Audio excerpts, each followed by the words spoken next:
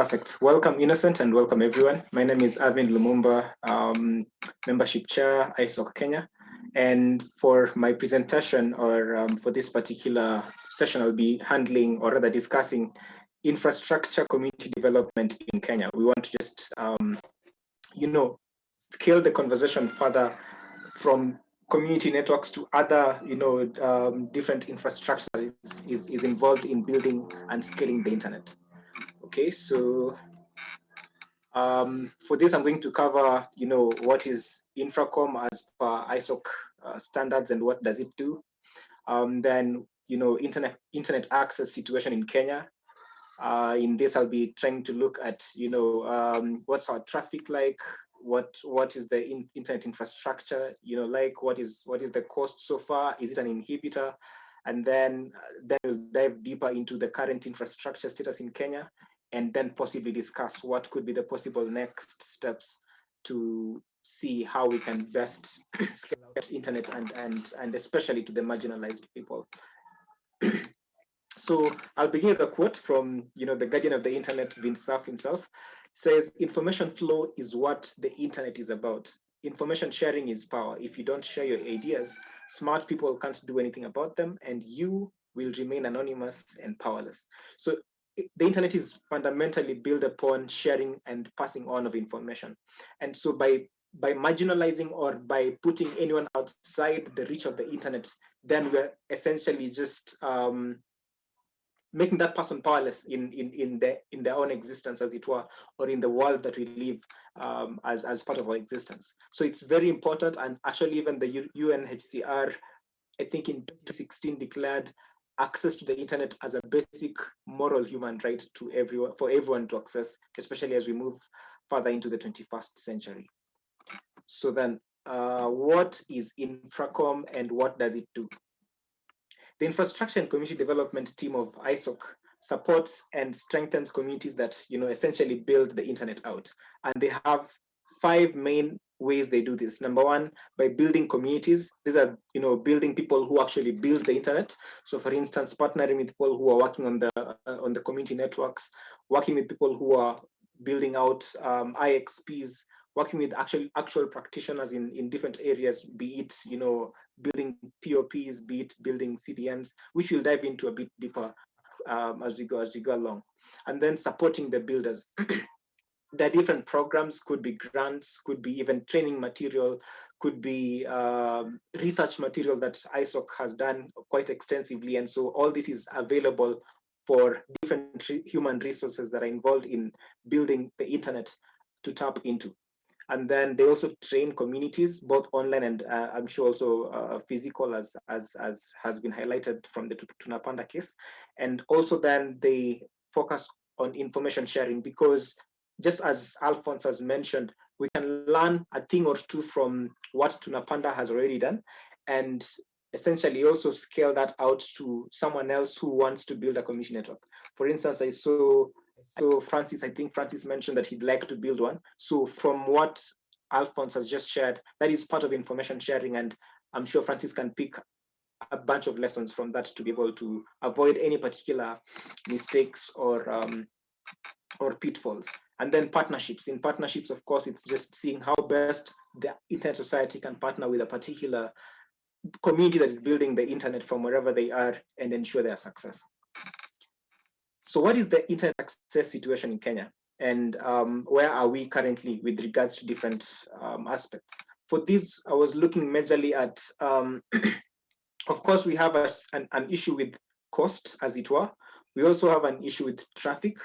How much traffic are we getting from Kenya, and how much traffic are we getting in Kenya? Because that really informs to a very big extent the infrastructure investment that comes into the country and into the community. And so I wanted to just have a good glimpse around all these areas.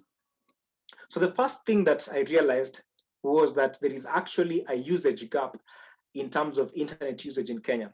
We have what you could say a vast mobile network and mobile penetration network. In this case, the radio communication. But the internet usage, even from that connection or connectivity, is very low. So for instance, we have over 100% subscription rate in terms of mobile connections to, in Kenya. But out of the around 47 million Kenyans, as per I think the 2019 census, only 21.75 million internet users are in Kenya. And this shows that the internet penetration rate is just about 40%. And essentially then that gives a gap of 60% in terms of usage. That means so many people are still disenfranchised from actually making active use of the internet, which is a cause for concern, especially to an organization like ISOC Kenya in this case. The other thing also, as I mentioned, is internet traffic. Internet traffic is important because the internet, as I mentioned, is it's all about information flow. So the much information that you give also dictates how much information you're going to get, or the much information that you request for is also going to dictate how much information you're going to get. And so Africa's numbers are very dismal in terms of the amount of internet consumption that we let me say utilize. And this of course could be ascribed to many things which are impacting even the penetration of internet itself. But Africa accounts only for about 11% of internet users globally. And this results to low traffic in the sense of internet exchange. And hence this makes it an afterthought when it comes to infrastructure development and investment internationally. So for instance, when Kenya was lobbying to get CDNs, or other cloud content delivery networks to be deployed in Kenya, it took almost 10 years to actually get Akamai. It also took almost the same amount of time just lobbying and trying to get even Google to set up the CDNs, edge caches in Kenya, because there wasn't so much of that internet demand as it were. But we're seeing this change bit by bit as we progress, because number one, Africa of course has a growing young population, which has largely grown in an internet era. And so this is bound to change as we go along. The other thing also, as I mentioned earlier, how much you demand dictates how much you get. So you can see, for instance, in this case, Africa does not have as much connections coming through to it. I mean, you could compare that to Oceania. Oceania is a continent that has around 43 million people. That's a whole continent, including Australia and the Oceania Islands out there, and they only have a population that's commensurate to what Kenya's population is as a country. Yet Africa, which has almost 500, is it billion or million people? 500 million people going above those numbers. Yet the connectivity is almost similar in terms of the pipes and the connections on the internet around the world. And you can also see now, of course, when you look at the big players in this industry, Canada and the US, Europe, these ones have such huge infrastructure going back and forth between them. Asia as well is a giant in this area, and Latin America. Of course, it's not just population that dictates this, it's a bunch of factors, but I'm just highlighting population and internet usage as one of those factors that I've considered for this particular presentation.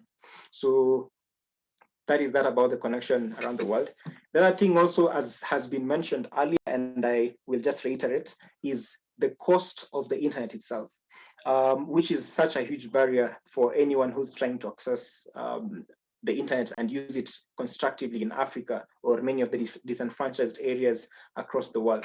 For instance, so how the internet works is we have you as the user, then we have your internet service provider, and then your internet service provider is also connected upstream to another service provider. It could be a regional service provider. And then that regional service provider is connected now to the tier 1 service providers. These are called the internet backbone providers.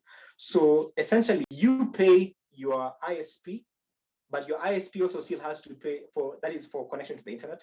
And your ISP also still has to pay for transit from the tier 2 ISP, in this case, the regional service provider. And also the regional service provider still also has to pay for transit fees to the tier 1 networks, the internet backbone, as it were. And so by this additional costs that go upstream, in the case of transit, that cost mostly is passed on to you as the user.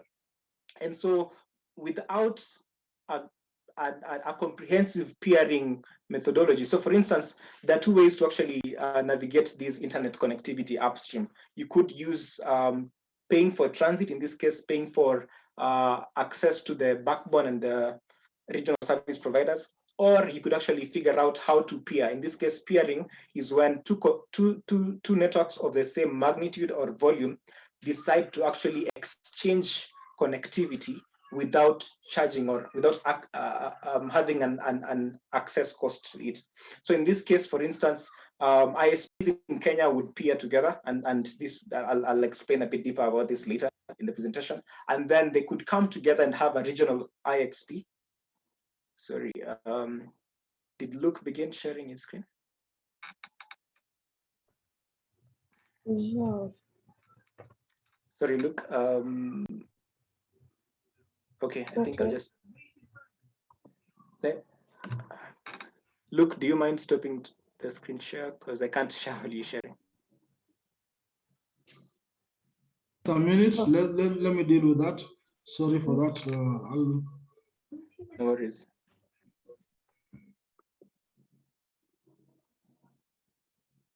Okay, just continue. Can you reshare? Yep. Okay, just give me a second. You're back up now? Okay. You're good now. All right, perfect. Thank you. So I was saying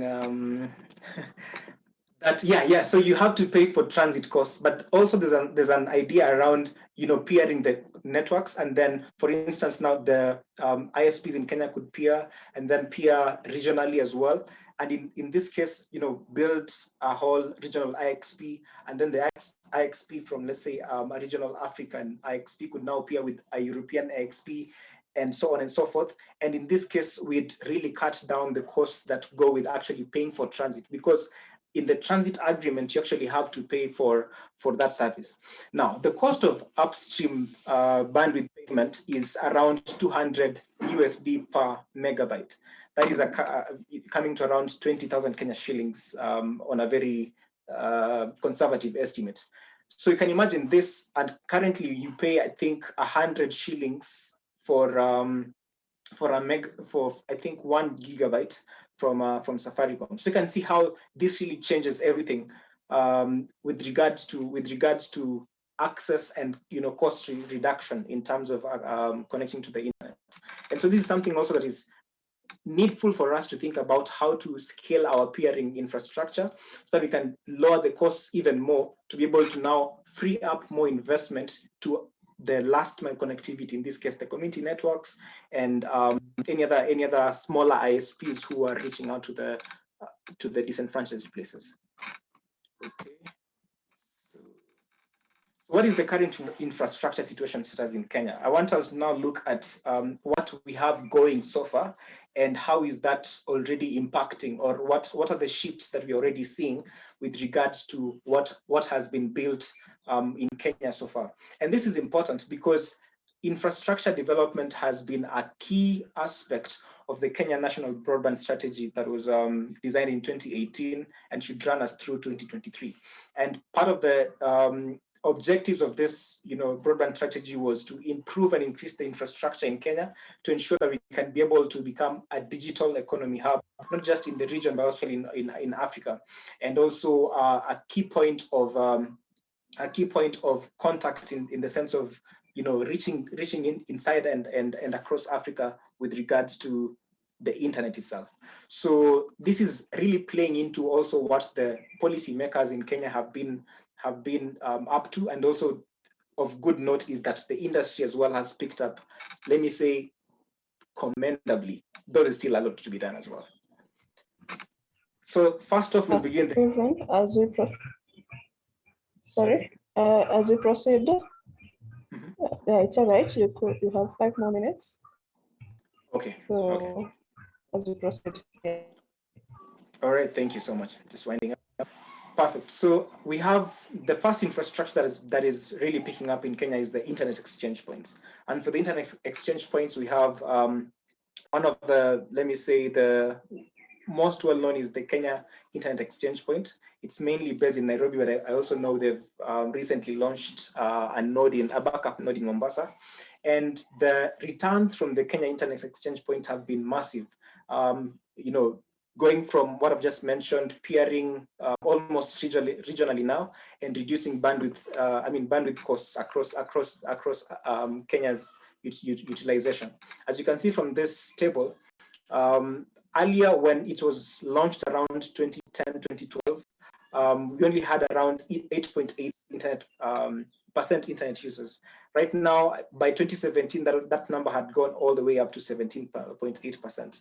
And you can see also the cost of bandwidth in this case, your data bundles has also gone quite low because ISPs are appearing at these internet exchange points. And the thing that is now coming up is there's a bit more competition in this area. You can see there's a new ISP that is called Asteroid IXP that has come into the fore.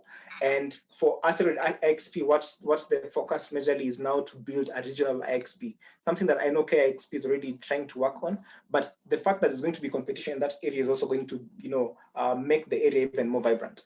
The other thing also that has come to the fore is, laying of submarine cables across our coast, and I'll dive into this a bit deeper. The other thing also is the fact that these, internet exchange points are working out so well. We are seeing a replicable effect, or rather a ripple effect in other areas. For instance, building out data centers, building out the content delivery networks that can be able to offer edge connectivity to the content providers. Then we have the undersea cables, as I mentioned.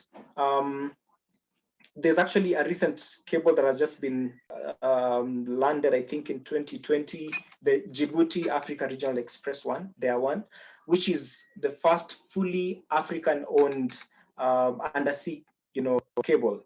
And this is such a huge, move forward because it gets us to a better place to actually connect intra-African communication and internet exchange. The other cables, of course, are connecting us to the rest of the world, depending on the different network outlines. And so this is another important step for us to actually also reach out, not just to our region, but also to other continents, and at good speeds and also at improved bandwidths. On land cables, in this case, I'd speak about the NOFB, the National Optical Fiber Backbone Initiative, which began, I think, in 2014, if I'm not wrong, 2012, 2014. And the idea here was to launch an on-land fiber optical cable to all the 47 counties in Kenya. So according to the ICT Authority website, by March 2021, this was, I think, 2 months ago, they had installed fiber across all the 47 counties. Of course, there's still some metropolitan fiber civil work that are still also ongoing, but essentially they're saying they've really gone all the way out in terms of what they had intended to achieve in their first phases. And the reports that are coming from that is the available international bandwidth from 2018-2019 stood at 4,707 Gbps, gigabytes per second, and this has helped us grow the number of broadband subscription all the way to around 22 million by 2019 from 5.3 million in 2015. So again, you can see the ripple effect that policy, industry, and public-private partnerships are coming out into the fore to help us achieve. Data centers, as I mentioned as well, as a ripple effect from the IXPs, and also enterprises becoming aware of latency costs, also content providers becoming aware of the fact that there's a growing need and there's a growing demand for internet in Africa. We are seeing more of them become more invested in developing and building out data centers in Kenya. We still haven't seen many hyperscale data centers that could, probably compete internationally. For instance, European or American data centers skills. but I think we are off on a good start.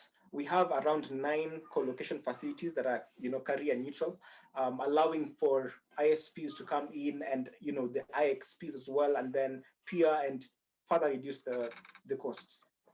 What are the next steps that we could take as we wind this up? Number one, we need to bring the smaller ISPs on board.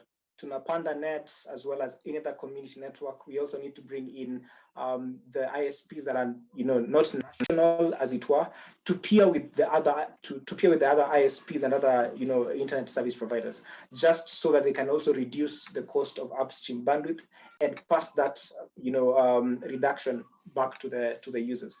The other thing also, we need to encourage and push for local content hosting. Most of our content providers are hosting their data abroad. Most of our content providers either have YouTube channels or, are being hosted by GoDaddy or .com domains. And essentially what this means is they end up also, buying server space and hosting space from abroad, which increases latency at the end of the day and also affects the user experience. So the more we can urge or even incentivize our local content providers to host locally, then you can also improve the internet experience for everyone. And I agree, there's still a lot to also be done behind the scenes for them to accept to host locally, because it's cheaper to host abroad than to host locally as it were currently. Regulatory space is another area. Telecom infrastructure sector needs streamlining in terms of regulations, and especially if you're building something like even the fiber network or even the data centers, way leaves, land issues, labor, company laws are a whole bunch of complex things that you need to navigate. So it would be very nice if these would be harmonized for a better ecosystem. And then finally, sector investment. There's a recent requirement for any foreigner who's investing in the country to have local equity participation. And as much as we understand, or personally, I understand why that is coming to the fore in the sense of also providing opportunity for our own local people, I think we can also look at other ways of ensuring the foreign investors invest locally. And this is by, we could actually make it mandatory for them to have local incorporations in the country. And then, this increases their chance of participation in the market. So these are the main areas I figured that perhaps we could discuss or look to discuss going forward. And that being said, I invite any questions, comments, and concerns. Thank you. Thank you very much, Lumumba, for that presentation. It was very well researched. I think we'll need more time next time for you so that you can actually get us through the entire content and break it down for us. But that was a very good presentation. Thank you very much. I think, Joel, we can allow a question or two before we proceed. Yes, Augustine. Yeah, thank you so much. I'm calling you all the way from Yaoundé, Cameroon. I'm so interested with community network issues. I want to find out if the telecom laws in Kenya already has something to do with the community networks, or how were you able to go through that that policy? Because that's the problem we are facing here in Cameroon, that our laws do not yet recognize community network. And so getting to get licenses is a very serious, very difficult problem, difficult issue. Thank you.